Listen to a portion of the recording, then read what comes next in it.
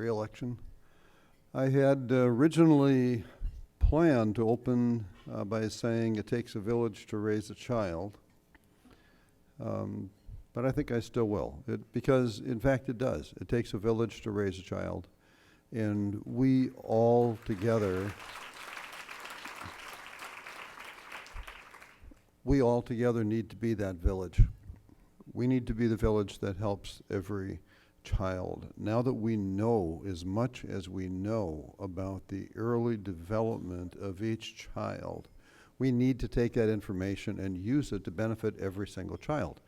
Now that we know that the first 3 years are absolutely critically important to the development of neurons in children's brains, and now that we know when the children who get their brains exercised in those first 3 years have a good and better life trajectory, and the children who don't get their brains exercised in those years have difficulties, they have learning problems, there are learning gaps in our schools that have resulted from that, and there are children who fall behind by age 3 who never catch up, and we need to make sure that we don't have kids who are not catching up. We need to make sure that we're helping all of the children, and we need to do that in part by educating the parents. And we need to not only educate the parents and families about the first 3 years, we also need to think collectively about the first 3 months. The new work that's being done, Stanford, Harvard Center for the Developing Child, Columbia is doing some magnificent work, but the information that we now have about the epigenetic importance of the first 3 months, when the children who are hungry and are fed and who are stressed and are comforted develop their brains down one pathway, and the children who are hungry and not fed and stressed and not comforted developing their brains differently, and you can actually see a difference at 100 days. And the difference at 100 days, a Columbia study shows stick at 3 years, 5 years, 10 years, and since no one knows this, we're not using this information in productive ways to help every child. And now that we know it, it would be inexcusable for us not to use this information to help every child. So we've got to communicate that. We have to create messaging to all families about the importance of those time frames. And when people are comforting the children in that time frame and feeding the child, you get a pattern of parenting that sticks and changes and is self-reinforced by the good feelings that the parents get from those interactions with the child. And you get a different pathway for the children that happens at multiple levels. It reduces the number of adverse childhood experiences hugely. It has a positive impact on learning. It closes learning gaps. And so we've got a great opportunity at the very beginning of the process to make a difference in children's lives that we have to communicate to every single family, and we have to work it through the doctors, through the obstetricians, through the hospitals. And we're fortunate this year to have California enhance the parental leave law. That was a really good thing, great support, and we owe debt to the legislature for doing that. Those parental leave months overlap very directly with the first 120 days for a large number of the children. And so one of the things that we are doing, and I'd like to salute the state for this, they now have, when people enroll in parental leave in that program, on the enrollment page, right in the middle of the page says, if you want information about really getting an optimal benefit for your child in the first couple of months, go to the website for First 5 California, and they actually have a link to our website from that. So it's a really good thing to do, and the timing is perfect. So we need to work upstream in that process. We need to help every parent understand that.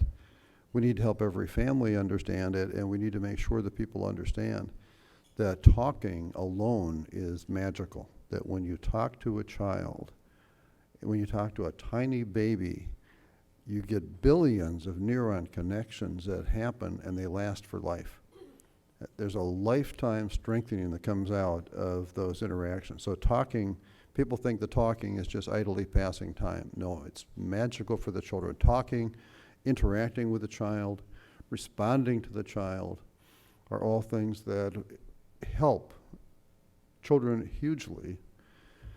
And they can be done by mothers, they can be done by fathers. There's some really good science that indicates that when fathers are in the loop, the children have even special benefits. There's some really good studies showing the advantages of getting fathers in the loop. Most fathers don't have a clue that they could actually make a difference in their child's development by having those interactions. So we owe it to them to teach that. And that's a point I'm going to make right now. We owe it, because we know this and because we are who we are. We owe this to every parent and every family and every group in California to teach this information. And we need to get there through trusted messengers. We need to get there through surround sound. We need to get there through our ad campaign. The ad campaign, the first 5 ads that we're running are focused very directly on these issues. And the University of Chicago studied our ad campaign, and they said that there was a 50% recognition, unaided recognition of the campaign on the part of our target mothers, which is incredibly high. But even more importantly, 71% of the mothers said they changed, and fathers said they changed behavior as a result of seeing the ad, and they changed behavior in positive ways. Now, they had never seen anything like that. They had never seen anything like that. Usually, if you get a 10% recognition and a 10% change for a public health campaign, that's considered to be a massive success.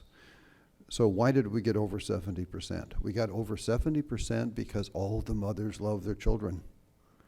Mothers really love their children. Mothers want children to do well. Mothers want children to thrive.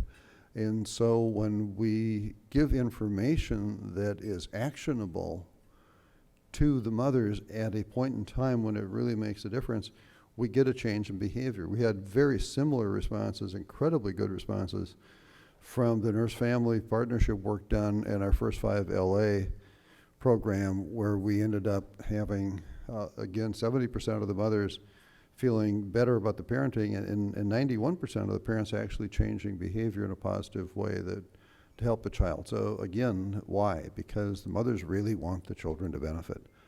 Fathers want the children to benefit, family members.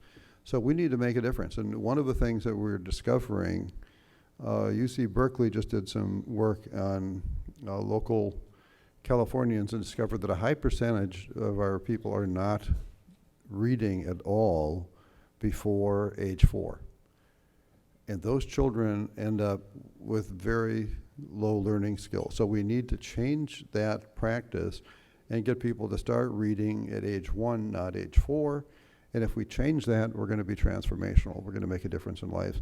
And that's the kind of thing that we can change. That's the kind of thing that can be put on a different track because people care and because it's relatively easy to do. Sometimes it's really hard to do, and some families have really difficult situations, and some families go through a lot of hell and misery, tough learning experiences, not enough income, not enough resources, really hard lives. And even when the life is really, really hard, it's very disrespectful not to teach the mother and the father the opportunity that exists to help their child by doing those kind of interactions. Because people can make different decisions about all kinds of things when they're empowered with knowledge.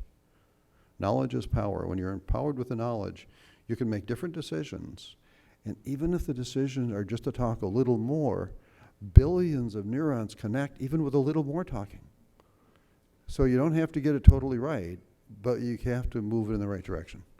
So that's all the kinds of things that we're working on. We're trying really hard to get this to the right endpoint. This is a wonderful gathering. We really, really appreciate everyone here being here. We're going to learn for a couple of days, and then we're going to come out of this with a sense of action. We have Secretary Diana Dooley and Superintendent Tom Torlakson both supporting this effort, both of them sharing in our goal of having 90% of all mothers who give birth in California understanding this information by the end of next year. And when we first did our studies, it was less than 10%. So knowing that you can exercise your child's brain and strengthen the brain in the same way you can exercise the body and strengthen the body is a critical piece of information that empowers parenting. And our goal is to have 90% of every mother who gives birth in California understanding that. And Superintendent Torlux and Secretary Dooley are both on board from the heart. They are really good people, and they really care about this issue, and they want to do the right things. So I'm delighted to say that we're all part of that campaign. You're going to hear more about that. So I'm going to end with that. And Camille, who do I? And I'm going to turn it over to Diane Levin, who actually has been hugely catalytic in all of the ads, and has gone to all of the sessions and all of the filming, and has designed the ads, and is, if you like the ads, thank her.